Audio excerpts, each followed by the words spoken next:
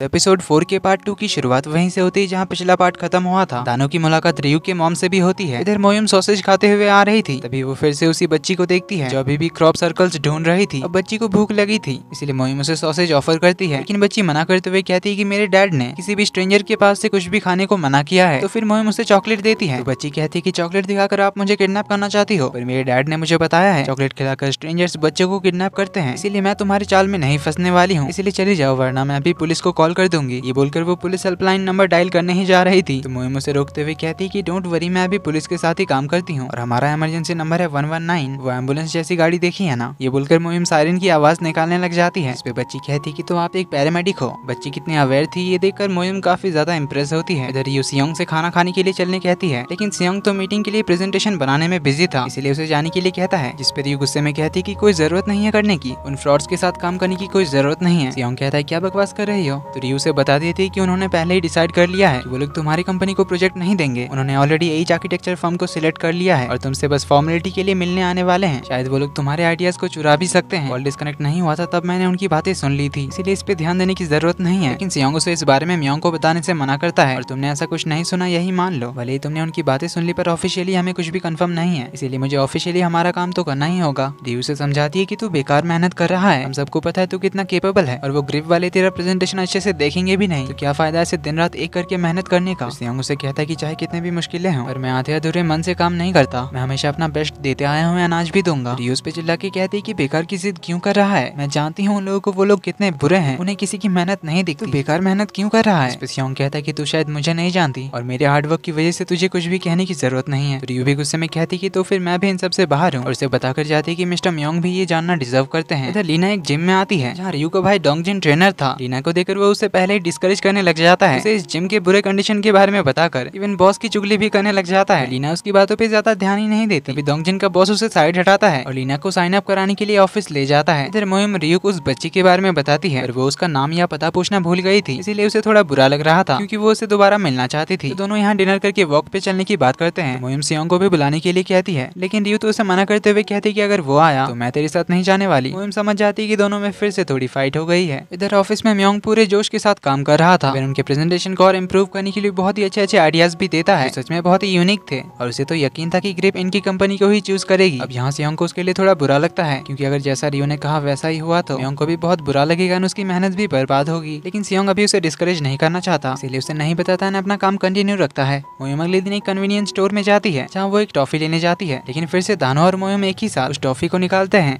तो दोनों इस बार एक दूसरे को चिढ़ते हुए कहते हैं कि वो रिपोर्टर तुम फिर से। दानो कहता है हमारा टेस्ट इतना कैसे मिलता है। मोयुम कहती है इस बार पक्का मैंने पहले हाथ रखा था, इसीलिए ये टॉफी मुझे दे दो क्योंकि ये बहुत ही ज्यादा रेयर है, सिर्फ मैं ही इसे खाती हूँ। इवन ये स्टोर वाले भी सिर्फ मेरे लिए इस फ्लेवर की टॉफी को लाते हैं। इस पे दानो कहता है कि तो आज से इनकी डिमांड भी बढ़ जाएगी, पर तभी एक पार्ट टाइमर फ्लेवर की टॉफी का बॉक्स ले आती है, इसे दोनों ही खरीद के बाहर चले आते हैं। बाहर आकर दानो उसे अपनी कार में लिफ्ट देने की बात करता है, लेकिन मोयुम मना कर देती है। नोटिस करती कि ये कार तो उसी मड फ्लैट वाले की है, इसने ट्रैफिक क्लियर करने में हेल्प की थी, तो वो इससे इम्प्रेस हुई थी, लेकिन अब वो चिढ़ जाती है क्योंकि बार बार दानो इसकी फेवरेट चीजें छीनने आ जाता है। दानो घर आके अपने सामान की अनपैकिंग करने लगता है, इसमें उसे एक कैमरा मिलता है, तो कैमरे की मेमोरी कार्ड में उसे 2007 और 8 में हुए ओलंपिक सिलेक्शन मैचेस का वीडियोस एंड फोटोज मिलते हैं, जिसमें नेशनल स्विमिंग कंपटीशन की भी फोटोज थी जो सियोंग ने जीता था। तो उस मैच के दौरान दानो ने सियोंग के भी काफी सारे फोटोज खींचे थे, तो इन्हीं फोटोज में से एक में सियोंग और रियू की भी साथ में फोटो थी। तभी दानो ने रियू को सियोंग के साथ पहली बार देखा था, इसलिए उसे रियू जानी पहचानी लगी थी। जैसे सियोंग मीटिंग के लिए तैयार हो रहा था, जाते हुए वो रियू के दिए हुए पौधे पे पानी भी दे जाता है। तभी दानो उसे रियू के साथ वाली फोटो भेजता है और उसे इस कोइंसिडेंस के बारे में बताता है। तो म्योंग सियोंग से रियू के बारे में पूछता है, सियोंग कहता है वो नहीं आ रही है, लेकिन ऑफिस से बाहर आते ही रियू को वो लोग सामने देखते हैं। तो रियू उनके साथ मीटिंग वाली जगह पहुंच जाती है। सियोंग उससे पूछता है कि तू तो नहीं आने वाली थी। रियू कहती है कि क्योंकि मुझे तेरी चिंता हो रही थी कि कहीं उनकी इंग्लिश तेरे सर के ऊपर से ना निकल जाए, अगर उन्होंने तुम्हें इंग्लिश में गाली दिया तब भी तू कुछ नहीं समझ पाएगा, इसलिए मैं आ गई, कम से कम उन्हें उन्हीं की भाषा में गाली तो दे सकती हूँ। सियोंग कहता है हाँ गाली देने में तो तू एक्सपर्ट है। तो ऐसे ही नोक-झोंक में फिर से दोनों के बीच सब कुछ ठीक हो जाता है। तभी यहाँ ग्रिप वाले आ जाते हैं, इसमें से एक क्रिस नाम का बंदा होता है जो कि ग्रिप का चीफ प्रोडक्शन डिजाइनर था। रियू उसके साथ भी काम कर चुकी थी, पर वो उनको देखकर बिल्कुल भी खुश नहीं लगती। इवन मीटिंग में भी वो गुमसुम रहती है। क्रिस तो रियू की कुछ ज्यादा ही तारीफ करने लगता है, वो आगे कहने लगता है कि रियू हमारी बेस्ट एम्प्लॉय थी, वो अकेले कई लोगों का काम कर देती थी, पर पता नहीं अचानक एक दिन क्या हुआ, कोरिया जा रही है कहकर वापस चली आई, इसीलिए हम सब थोड़े डिसअपॉइंट थे, पर इसे फिर से देखकर हम काफी सरप्राइज्ड हैं। तो जेनिफर थी इन सब की लीडर, इसके साथ 2 और एम्प्लॉय आए थे। क्रिस, ये दोनों और रियू चारों असल में एक ही टीम में काम करते थे, जहाँ ये तीनों रियू से अपना सारा काम करवाते थे। के झूठे दोस्त बनकर उसकी तारीफ करके और उसके भोलेपन का फायदा उठाकर ये तीनों हमेशा उससे अपना काम निकलवाते थे। लेकिन एक एक दिन रियो ने इन तीनों की बातें सुन ली थी, जहाँ ये तीनों रियो का ही मजाक उड़ा रहे थे क्योंकि वो आसानी से इनकी बातों में आ जाती थी। ये लोग अपना सारा काम उससे करवा कर खुद पार्टी करने जाते थे। रियो को यही सब बार बार याद आ रहा था, इसीलिए उसे अच्छा नहीं लगता, इसीलिए वो वॉशरूम का बहाना करके बाहर आती है। इधर प्रेजेंटेशन भी खत्म होता है। जेनिफर क्रिस से बात करने के लिए बाहर आती है, जहाँ जेनिफर को तो इनका प्रपोजल बहुत ही अच्छा लगता है, इवन एच आर्किटेक्चर फर्म से भी अच्छा होता है। लेकिन क्रिस कहता है कि ये लोग अभी नए हैं, इनका कोई भरोसा नहीं है, इसलिए जैसा हमने डिसाइड किया था एच आर्किटेक्चर फर्म को ये प्रोजेक्ट देना चाहिए। तो जेनिफर मीटिंग रूम के अंदर आ जाती है। अब रियो ने इन दोनों की ये बातें भी सुन ली थी, तब क्रिस फिर से रियो को परेशान करने लगता है। और यहाँ क्रिस की बातों से हमें पता चलता है कि 3 साल पहले रियो के साथ कुछ तो हुआ था, जिस बारे में सुनते ही रियो को तो गुस्सा आ रहा था, पर ये क्रिस तो उसे मैनिपुलेट करने ही लगा था। इवन उसे कहता है कि तुम तो मेरी जेनी थी, स्मार्ट, पंक्चुअल, एआई से तुम कम नहीं थी, तुम हमें छोड़कर चली आई थी, इसलिए मुझे बहुत बुरा लगा था, इतनी आसानी से हमारी बातों में आ जाती थी, याद है ना तुम्हें? ये कहकर वो उसके सर पे हाथ फेरने लगता है। जिसे सियोंग देख लेता है तो वो गुस्से में उसका कॉलर पकड़ के उसे पीटने जाता है। तो क्रिस उसे ही धमकी देने लग जाता है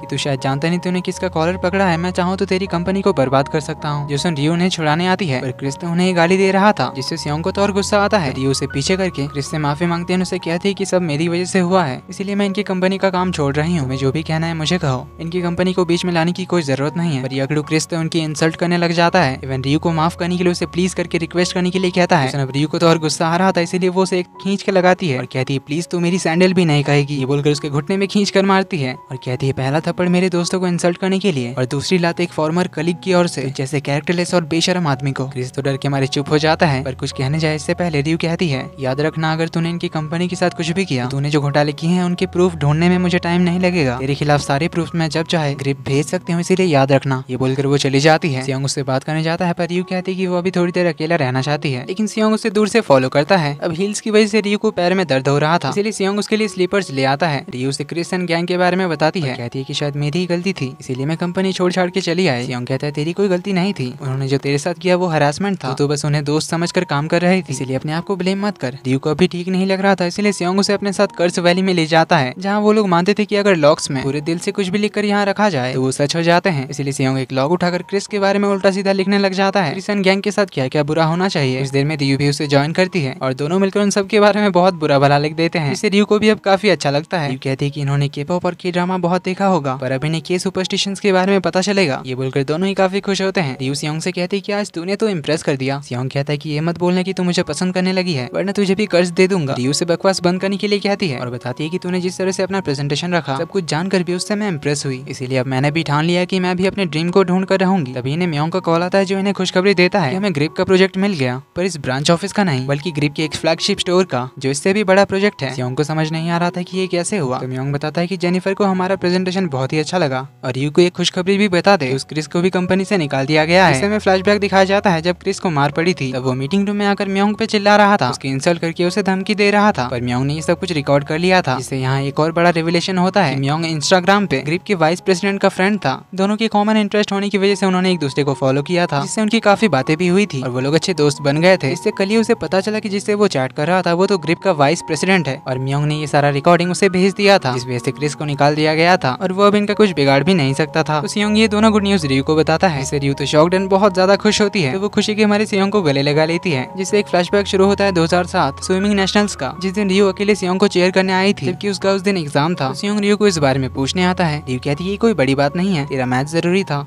तो सियोंग उसे एज ए थैंक यू एक फोन गिफ्ट करने की बात करता है, पर रियो मना कर देती है। तो सियोंग उसे अपना मेडल ही पहना देता है और इसी टाइम पे दानों ने इनकी फोटो खींची थी, तो दोनों बहुत ही हैप्पी होकर घर की ओर आने लगते हैं। तो यहाँ सियोंग का वॉइस ओवर सुनाया जाता है, जो सब इसने टाइम कैप्सूल वाले लेटर में लिखा था कि उस फाइनल मैच में मेरे मॉम डैड तक मुझे चीयर करने नहीं आए थे, पर रियो तो अपना एग्जाम छोड़कर मुझे चीयर करने आई थी। तब मुझे रियलाइज हुआ था कि मैं रियो को कितना पसंद करता हूँ। बचपन से लेकर अब तक कोई भी ऐसा मोमेंट नहीं था जब मैंने उसे पसंद नहीं किया हो, पर मेरी कभी हिम्मत नहीं हुई उसे अपनी फीलिंग्स बताने की। मुझे डर था कि कहीं से हमारी दोस्ती ना खराब हो जाए, इसीलिए अभी नहीं, जब हम दोनों अपने 20s में होंगे तब मैं उसे अपनी फीलिंग्स के बारे में बताऊंगा। लेकिन दोनों जब अपने 20s में आए, रियो तो यूएस चली आई थी अपने आगे की पढ़ाई के लिए। तो सियोंग एक बार रियो से मिलने यूएस आया था। दिन से लेकर रात तक रियो बस उससे बहुत सारी बातें करती है, उसे बताती कि यहाँ वो कितनी अकेली है, उसका कोई यहाँ दोस्त नहीं है। सियोंग उसे उसके मॉम के भेजे हुए सारी चीजें देता है, फिर में वो उसके सारे फेवरेट कॉमिक्स देता है, जिन्हें देखकर रियो तो बहुत ही ज्यादा खुश हो जाती है, इमोशनल होकर कहती है कि तू सबसे बेस्ट है यार। ये बोलकर उसे गले लगा लेती है और थोड़ा रोने लगती है, क्योंकि वो उसे बहुत ज्यादा मिस कर रही थी। पर तभी वो सियोंग के करीब आने लगती है, इससे सियोंग की तो हार्ट बीट फास्ट हो जाती है, लेकिन वो उसके कंधे पे सो जाती है। इसके साथ ही प्रेजेंट का सीन दिखाया जाता है, जहाँ फिर से एक बार सियोंग की हार्ट बीट फास्ट होने लगी थी। इसी के साथ एपिसोड 4 का एंड यहीं पर होता है। सियोंग को लगभग रियलाइज हो ही चुका है कि वो अभी भी रियो को पसंद करता है,